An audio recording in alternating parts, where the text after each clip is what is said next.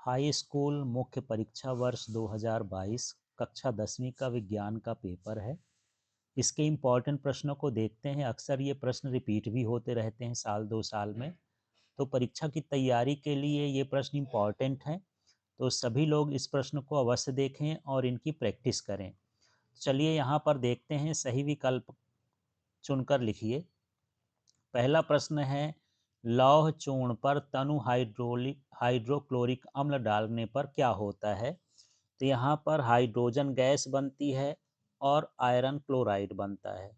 Next question है, सबसे अधिक अभिक्रियाशील धातु है? तो ये होती है सोडियम Na। फिर है, मुकुल द्वारा अलैंगिक जनन किसमें होता है? तो ये ऑप्शन है इसमें से किसमें होता है? ईस्ट में। फिर है क्वेश्चन, निम्नलिखित में से मानव के मादा जननतंत्र का भाग नहीं है? तो शुक्रवाहिका ये मानव के मादा जननतंत्र का भाग नहीं होता। फिर है, लेंस की क्षमता का एसआई मात्रक है? तो ये होता है डाईऑप्टर। फिर क्वेश्चन है, मानव नेत्र जिस भाग पर किसी वस्तु का प्रतिबिंब बनाते हैं वह होता है दृष्टिपटल। इसी को इंग्लिश में रेटिना भी बोल देते हैं, कभी कभी रेटिना लिख के आ जाता है। फिर क्वेश्चन है, अभिनेत्र लेंस की फोकस दूरी में परिवर्तन किया जाता है? तो ये किया जाता है पक्षमाभी कोशिकाओं द्वारा। फिर है प्रश्न, जीवाश्म ईंधन है? यहाँ पर है कोयला और पेट्रोलियम। अब देखिए अगला प्रश्न है, रिक्त स्थान भरिए। इसमें है, न्यूलैंड्स ने का सिद्धांत दिया? तो इन्होंने अष्टक सिद्धांत दिया। अष्टक सिद्धांत आप जानते होंगे कि किसी भी परमाणु की इलेक्ट्रॉनिक संरचना में बाहरी कक्षा में अधिकतम 8 इलेक्ट्रॉन होने चाहिए, तो वह स्थायी होता है। इसके बाद है, मछली के हृदय में केवल खाली स्थान कोष्ठ पाए जाते हैं? तो यहाँ सही उत्तर है 2 कोष्ठ पाए जाते हैं। फिर हरे पौधे अपना स्वयं बनाते हैं? तो यहाँ पर क्या हो जाएगा, अपना भोजन स्वयं बनाते हैं। एक बार इनको सबको अच्छे से देखना है, बड़े क्वेश्चन को लिखना भी है। फिर है क्वेश्चन यहाँ पर, वायवीय श्वसन की उपस्थिति में होता है? तो ये वायवीय श्वसन है, तो ये किसकी उपस्थिति में होगा? ऑक्सीजन। तो इसमें क्या भरा जाएगा? ऑक्सीजन भरा जाएगा। फिर यहाँ पर है, क्रियाएं मेडुला द्वारा नियंत्रित होती हैं? तो ये अनैच्छिक क्रियाएं होती हैं। अनैच्छिक क्रियाएं जो हमारी इच्छा के अनुसार नहीं होती, जैसे भोजन का पाचन है, हृदय का धड़कना है, ये सारा कुछ। तो यहाँ पर अनैच्छिक क्रियाएं मेडुला द्वारा नियंत्रित होती हैं। फिर प्रश्न है, नर युग्मक एवं मादा युग्मक के संलयन को खाली स्थान कहते हैं? तो इसका सही उत्तर है क्या? निषेचन।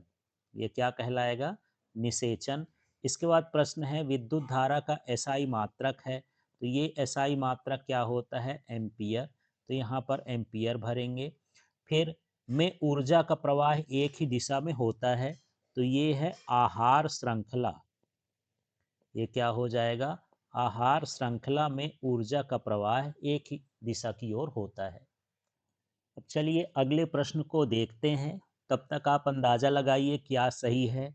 साधारण नमक का सूत्र, तो ये क्या सही है? NaCl sodium chloride. आयोडीन अधातु तत्व, तो ये क्या है इसमें? चमकीला।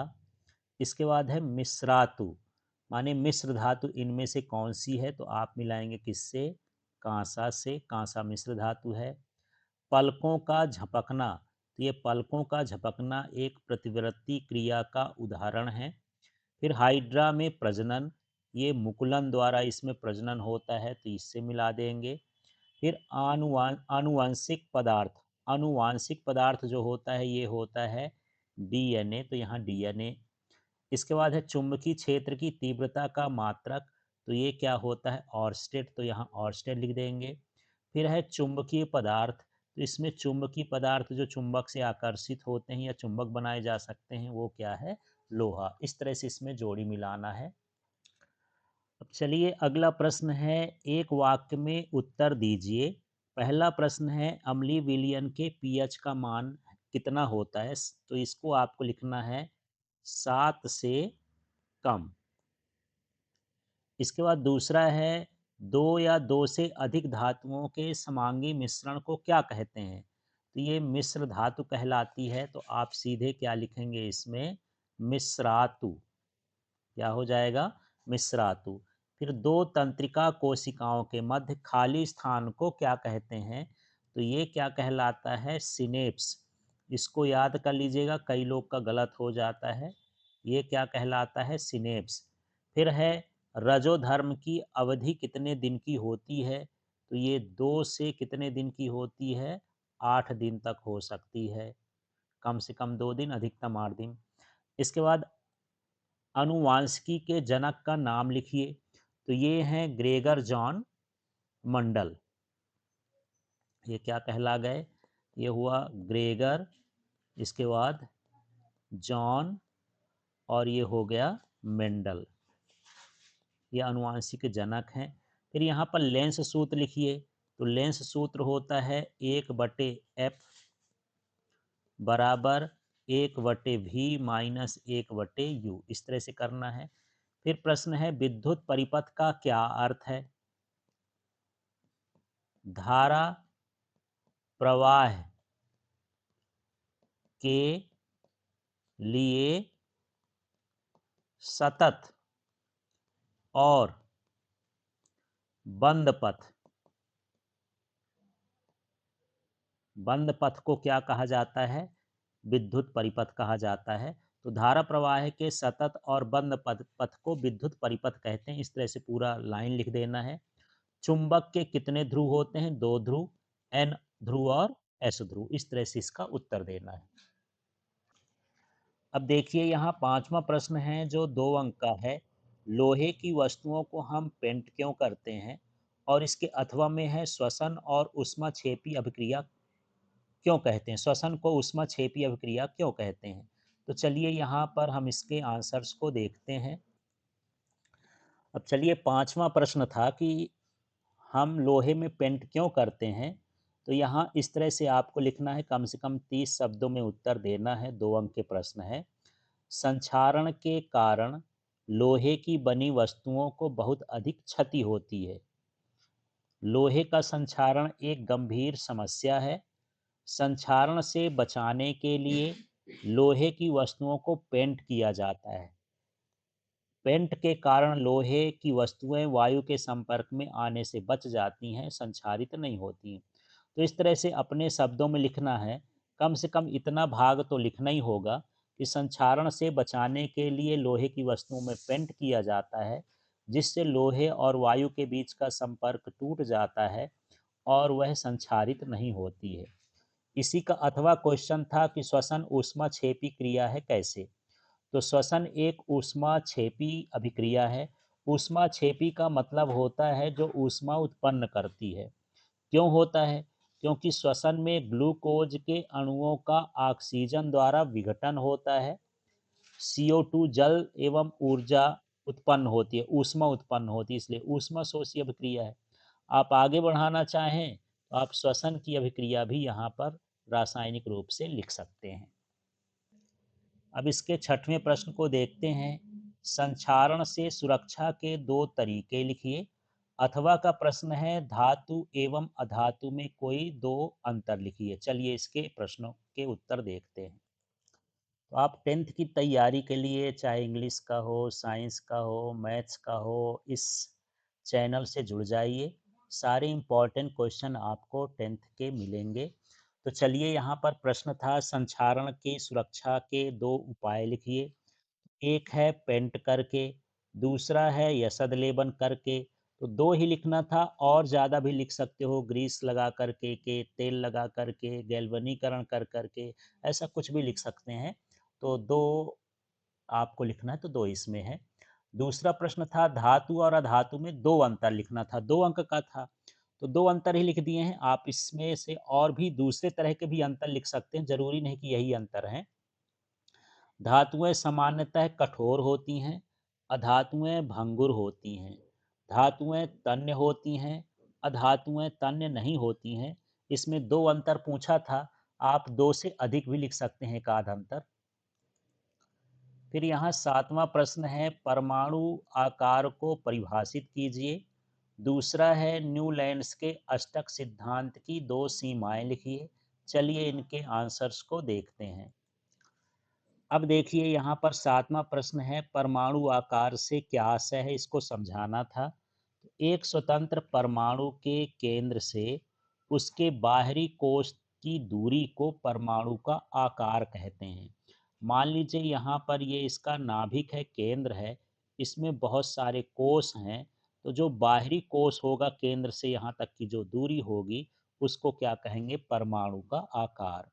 फिर प्रश्न है, इसी में न्यूलैंड्स के अष्टक सिद्धांत की सीमाएं या कमियां लिखिए। सीमाओं का मतलब कमियां होता है। तो यहाँ पर ये जो न्यूलैंड्स का अष्टक सिद्धांत है, केवल कैल्शियम तक ही लागू होता है, इसके आगे के तत्वों पर लागू नहीं होता है। न्यूलैंड्स की कल्पना के अनुसार प्रकृति में केवल 56 तत्व ही विद्यमान है, लेकिन अब तो 108 112 तत्व हमारे आवर्त सारणी में है। तो इस तरह से इसकी कमियां हैं। अब यहाँ आठवां प्रश्न है, हमारे शरीर में हीमोग्लोबिन की कमी के क्या परिणाम हो सकते हैं। अथवा का प्रश्न है, स्वपोषी पोषण किसे कहते हैं। चलिए इन दोनों प्रश्नों के उत्तर को देखें। तो यहाँ प्रश्न था, हीमोग्लोबिन से कमी से क्या होता है। यदि हमारे शरीर के रक्त में हीमोग्लोबिन की मात्रा कम होती है, तो रक्त O2 के वहन की क्षमता को कम कर देता है। O2 लिख सकते हैं या ऑक्सीजन लिख सकते हैं। इससे क्या हो जाता है, एनीमिया रोग हो जाता है। इसी का अथवा प्रश्न था, स्वपोषी पोषण क्या है। तो स्वपोषी पोषण पोषण की वह विधि है जिसमें जीव सरल अकार्बनिक पदार्थों से जटिल कार्बनिक पदार्थ भोज्य पदार्थ का निर्माण स्वयं करते हैं। ऐसे जीव स्वपोषी जीव तथा यह पोषण स्वपोषी पोषण कहलाता है। यदि आपको दूसरी परिभाषा याद है तो उस तरह से भी लिख सकते हैं। ये एक नमूना है, मतलब उसका वही निकलना चाहिए बस। अब यहाँ नौवां प्रश्न है, जनन क्यों आवश्यक है। और इसी का अथवा प्रश्न है, एक लिंगी पुष्प को परिभाषित कीजिए। आपको प्रश्नों का नमूना भी देखना है, किस तरह से परीक्षा में प्रश्न आते हैं और किस तरह से उत्तर लिखा जाता है। चलिए इसके उत्तर को देखें। तो यहाँ प्रश्न था, जनन क्यों आवश्यक है। तो सजीवों में अपनी जाति की निरंतरता एक पीढ़ी से दूसरी पीढ़ी तक बनाए रखने के लिए जनन आवश्यक है। सभी जीव अपने ही जीव जैसे जीवों को उत्पन्न करते हैं, जिससे निरंतरता बनी रहती है। फिर यहाँ पर दूसरा प्रश्न था, एक लिंगी पुष्प क्या कहलाता है। तो एक लिंगी पुष्प ये हेडिंग है। इसमें देखिए, जब पुष्प में पुंकेसर अथवा स्त्री केसर में से कोई एक जननांग उपस्थित होता है, तो वह पुष्प एक लिंगी पुष्प कहलाता है। माने पुष्प के अंदर या तो पुंकेसर हो या फिर सिर्फ क्या हो, स्त्री केसर हो, तो हम उसे एक लिंगी पुष्प कहते हैं। अब यहाँ 10वां प्रश्न देखते हैं, ये भी 2 अंक का ही है। तो प्रश्न है, मेंडल ने अपने प्रयोग के लिए मटर के पौधे का चयन क्यों किया। कोई 2 कारण बताना है। और इसी का अथवा वाला प्रश्न है, आनुवंशिकता किसे कहते हैं। तो चलिए दोनों प्रश्नों के उत्तर को देखते हैं। तो ये 10वां प्रश्न था, मेंडल ने अपने प्रयोग के लिए मटर का चुनाव निम्नलिखित कारणों से किया। 2 अंक का है तो आप 2 कारण लिख देंगे। और भी कारण भी लिख सकते हैं इसके अलावा जो दूसरे कारण हैं, लेकिन 2 अंक के हिसाब से आपको 2 कारण लिखना है। मटर के बीज गोल एवं झुर्रीदार होते हैं। मटर के पौधे लंबे एवं बौने होते हैं। मतलब इनमें अलग अलग लक्षण उत्पन्न हो सकते हैं, इसलिए इसने इसका चुनाव किया। दूसरा, आनुवांशिकता किसे कहते हैं। जीवधारियों में पीढ़ी दर पीढ़ी विभिन्न लक्षणों के संचरण को आनुवंशिकता कहते हैं। तो पीढ़ी दर पीढ़ी जो हमारे लक्षण अपने जनकों में जाते हैं, उन्हें ही हम क्या कहते हैं, आनुवांशिकता। अब हम हैं 11वें प्रश्न में भी, और ये भी 2 अंक का प्रश्न है। प्रकाश के परावर्तन के नियम, केवल नियम लिखना है। दूसरा है, आवर्धन को परिभाषित कीजिए। तो इनके उत्तर को देखते हैं। तो यहाँ प्रश्न है, प्रकाश के परावर्तन के नियम। तो इसमें पहला नियम यही है कि आपतन कोण का मान और परावर्तन कोण का मान क्या होता है, बराबर होता है। दूसरा ये है कि आपतित किरण दर्पण के आपतन बिंदु पर अभिलंब परावर्तित किरण सभी एक ही तल में होते हैं। आप इसको इकट्ठा लिख सकते हैं, आपतित किरण, अभिलंब, परावर्तित किरण आपतन बिंदु पर एक ही तल में होते हैं। तो ये परावर्तन के नियम कहला गए। दूसरा इसी में अथवा का प्रश्न है, आवर्धन से क्या है? तो प्रतिबिंब की ऊंचाई तथा बिंब की ऊंचाई के अनुपात को आवर्धन कहते हैं। मतलब m बराबर होता है h डैश अपॉन h। तो ये है प्रतिबिंब की ऊंचाई और ये है बिंब, बिंब माने वस्तु की ऊंचाई के अनुपात को आवर्धन कहते हैं। अब यहाँ 12वां प्रश्न देख लेते हैं। किसी चालक का प्रतिरोध किन कारकों पर निर्भर करता है? 2 अंक का प्रश्न है, सिर्फ 2 कारक लिखना है। इसके बाद अथवा का प्रश्न भी है, 12 वोल्ट विभवांतर के 2 बिंदुओं के बीच 2 कूलाम आवेश को ले जाने में कितना कार्य किया जाता है? चलिए इसके मॉडल आंसर देखते हैं। तो यहाँ पर प्रश्न था, चालक का प्रतिरोध किन कारकों पर निर्भर करता है? इसमें हमको 2 कारक देना है। वैसे होते 4 हैं, पदार्थ पर भी निर्भर करता है, क्षेत्रफल पर निर्भर करता है, लंबाई पर, ताप पर इनमें से कोई भी 2 चीज़ें आप लिख सकते हो, ज़रूरी नहीं कि यही वाली 2 लिखना है। चालक का प्रतिरोध चालक की लंबाई के अनुक्रमानुपाती होता है, निर्भर न करके क्या लिख देना है, चालक की लंबाई के अनुक्रमानुपाती होता है। दूसरा लिखना है, चालक का प्रतिरोध चालक के पदार्थ की प्रकृति पर निर्भर करता है, इसको नहीं लिखना है। इसको चाहें तो लिख सकते हैं, चालक का प्रतिरोध चालक के परिच्छेद के क्षेत्रफल के व्युत्क्रमानुपाती होता है। ये ताप बढ़ाने पर चालक का प्रतिरोध बढ़ता है। इन 4 में से कोई 2 चीज़ें आप लिख सकते हो। ये जो दूसरे नंबर के इसमें है, ये इसका सूत्र नहीं है, ये परिच्छेद के क्षेत्रफल का है। इसके बाद इसका अथवा वाला प्रश्न था, उसमें हमको दिया था विभवांतर, ये कितना दिया है, 12 वोल्ट। आवेश का मान दिया है 2 कूलाम। हमको ज्ञात करना है कार्य। तो कार्य का सूत्र होता है W equal to V into Q, माने विभवांतर गुणे आवेश। तो विभवांतर का मान 12 है तो 12 लिख देंगे, क्यू का मान 2 है तो 2 लिख देंगे। गुणा करेंगे तो ये 24 जूल हो जाएगा, क्योंकि कार्य का मात्रक तो जूल होता है। अब यहाँ 13वां प्रश्न है, विद्युत परिपथ में उपयोगी कोई 2 अवयवों के प्रतीक बनाना है, जैसे बल्ब है, सेल है, कुछ भी ऐसे बना सकते हैं। इसका आंसर अभी देखेंगे। दूसरा ये है, विद्युत लैंपों के तंतुओं के निर्माण में प्राय एकमात्र टंगस्टन का ही उपयोग क्यों किया जाता है? तो चलिए इसके आंसर्स को देखें। तो 13वां प्रश्न है, विद्युत परिपथ में उपयोगी होने वाले अवयव। एक ये विद्युत सेल का संकेत है, जिसमें ये बड़ी लाइन प्लस को है, ये माइनस को इस तरह से बनाना है। ये विद्युत बल्ब का संकेत है।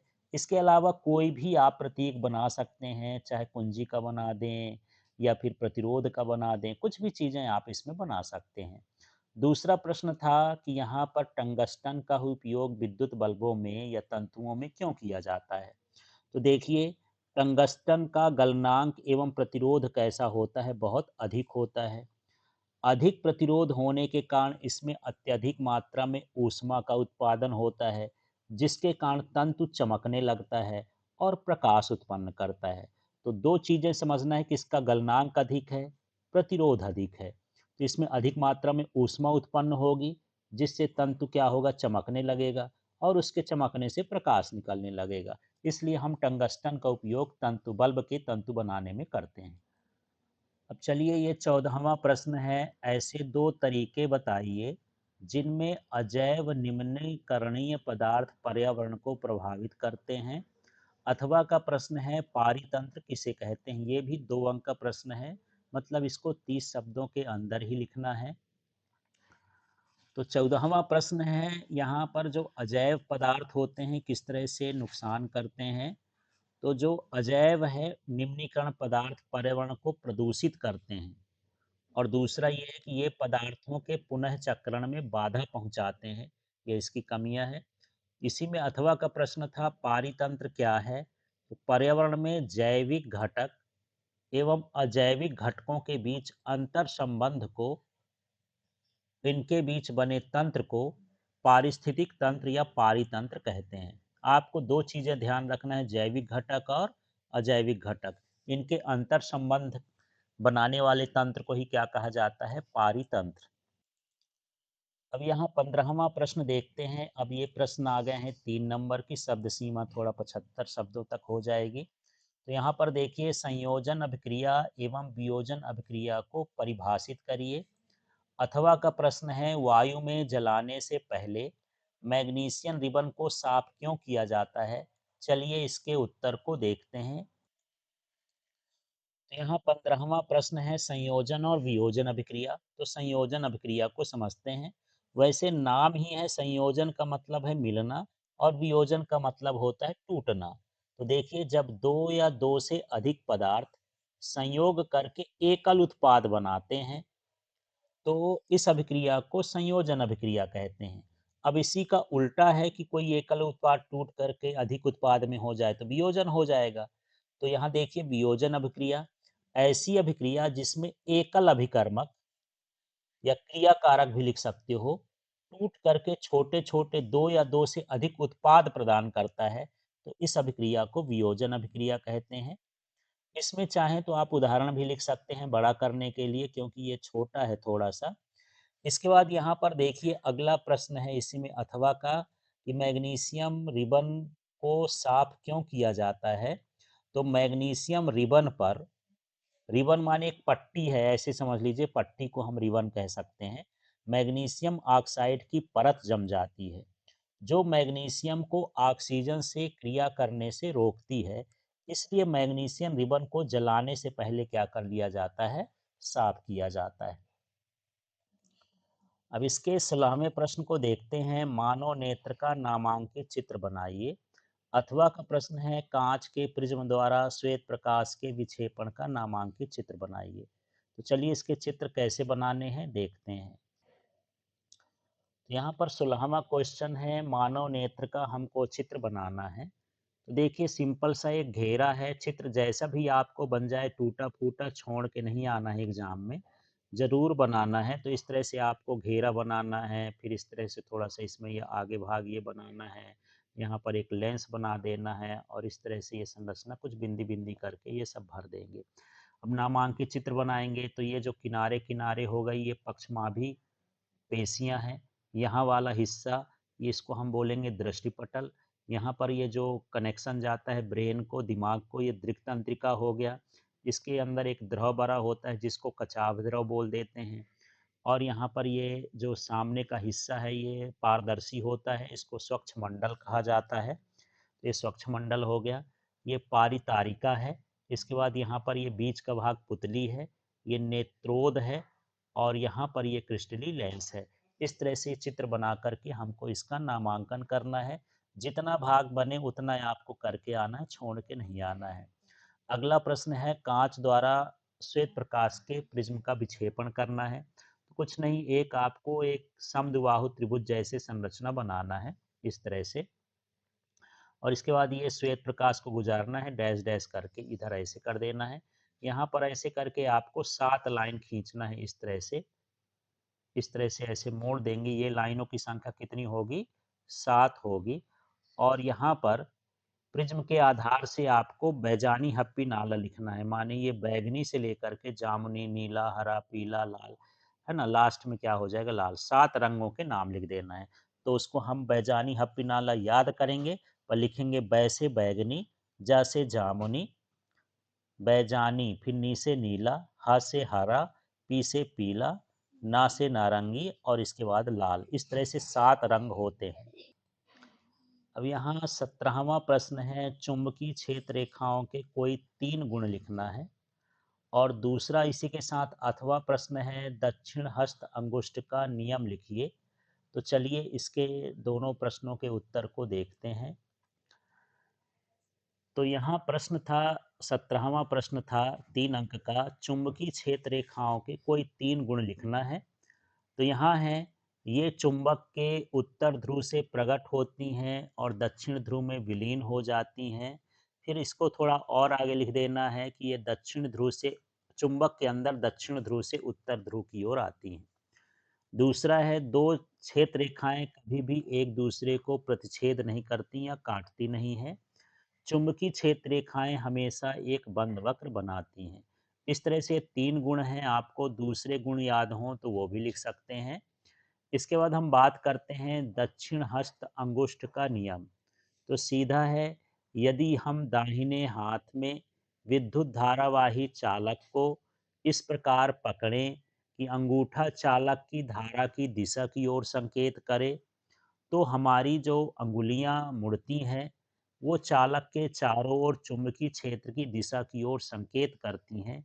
इसे ही दक्षिण हस्त का नियम कहते हैं। तो इस तरह से ये नियम आपको याद करना है। अब यहाँ 19वां प्रश्न है, अम्ल एवं क्षार में कोई 4 अंतर लिखिए।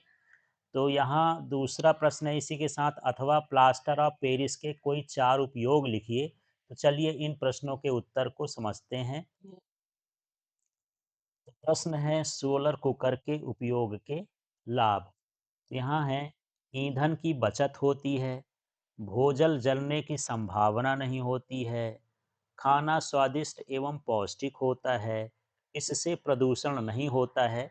हालांकि इसमें 4 लाभ हैं, कोई 3 लाभ लिखेंगे तो आपको 3 अंक मिल जाएंगे। इसका अथवा वाला प्रश्न है, ऊर्जा के आदर्श स्रोत के गुण लिखिए। तो अधिक ऊर्जा ऊष्मा मुक्त करता हो, आसानी से उपलब्ध हो जाता हो, परिवहन में आसानी हो जाती हो। तो मैं ये प्रश्न पढ़ दिया था, अम्ल और क्षार में अंतर, 19वां प्रश्न। तो इस प्रश्न का भी उत्तर देख लेते हैं। प्रश्न है अम्ल और क्षार में अंतर लिखिए। तो यहाँ पर प्रश्न है, ये इस साइड अम्ल अम्ल स्वाद में खट्टे होते हैं, क्षार स्वाद में कड़वे या कसैले होते हैं। ये नीले लिटमस को, ये लिटमस है, लिटमस को लाल कर देते हैं। ये लाल लिटमस को नीला कर देते हैं। ये क्षारों को उदासीन कर देते हैं। ये अम्लों को उदासीन कर देते हैं। ये जल में विलेय होकर H प्लस आयन देते हैं। ये जल में विलेय होकर के OH माइनस आयन देते हैं। इस तरह से आपको कोई 4 अंतर लिखना है। यदि इसके अलावा भी आते हों तो आप उसको भी लिख सकते हैं। अथवा का प्रश्न था प्लास्टर ऑफ पेरिस के उपयोग लिखना था। तो इससे हम खिलौना बनाने में उपयोग करते हैं, सतह को चिकना बनाने में प्रयोग करते हैं, डॉक्टर द्वारा टूटी हड्डियों को जोड़ने के लिए प्लास्टर के रूप में करते हैं, और सजावट के सामान बनाने में भी इसका उपयोग करते हैं। चलिए इसका 20वां प्रश्न देखते हैं, साबुन एवं अपवार अपमार्जक में अंतर लिखना है। दूसरा अथवा का प्रश्न है, मीथेन CH4 एवं एथीन C2H4 की इलेक्ट्रॉन बिंदु संरचना बनाइए। इसका मॉडल आंसर देखिए। तो यहाँ 20वां प्रश्न था, साबुन एवं अपमार्जक में अंतर लिखना है। 4 नंबर का प्रश्न है, तो कम से कम 4 अंतर आपको लिखना है। आपके अंतर इससे भिन्न भी हो सकते हैं। तो यहाँ साबुन है, ये अपमार्जक है।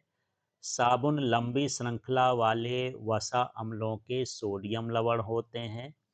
अपमार्जक लंबी श्रृंखला वाले एल्किल एरिल सल्फोनिक अम्ल के सोडियम लवण होते हैं। तो यहाँ पर ये वसा अम्ल हैं, यहाँ पर एल्किल एरिल सल्फोनिक अम्ल के सोडियम लवण होते हैं। साबुन कठोर जल में झाग नहीं बनाते हैं। अपमार्जक कठोर जल के साथ झाग बनाते हैं। यहाँ झाग लिखना है, आपको समझ लेना है, जो आप शरीर में साबुन लगाते हैं वो साबुन है, और जिससे आप कपड़े धोते हैं पाउडर या साबुन से, वो अपमार्जक कहलाता है।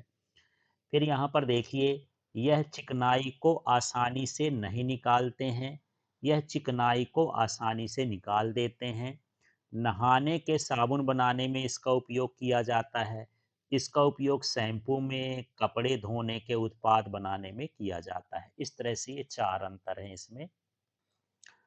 अब इसी का अथवा प्रश्न था, मीथेन CH4 एवं एथीन C2H4 की इलेक्ट्रॉन बिंदु संरचना बनाना है। बड़ा सिंपल सा है, या आप घेरा ओरा बनाएं या ना बनाएं जरूरी नहीं है।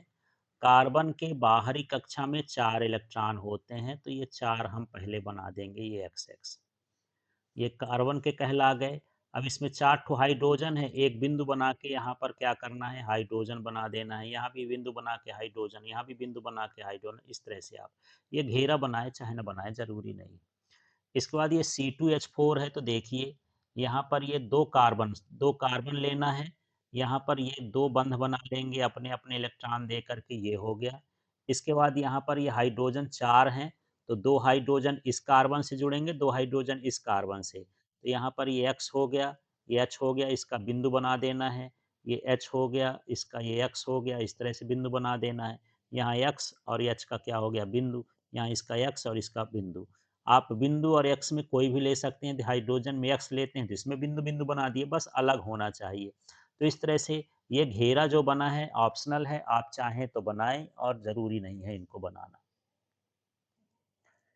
अब यहाँ 21वां प्रश्न देखते हैं, जाइलम एवं फ्लोएम में अंतर लिखिए। इसी का अथवा प्रश्न है, रक्त एवं लसिका में अंतर लिखिए।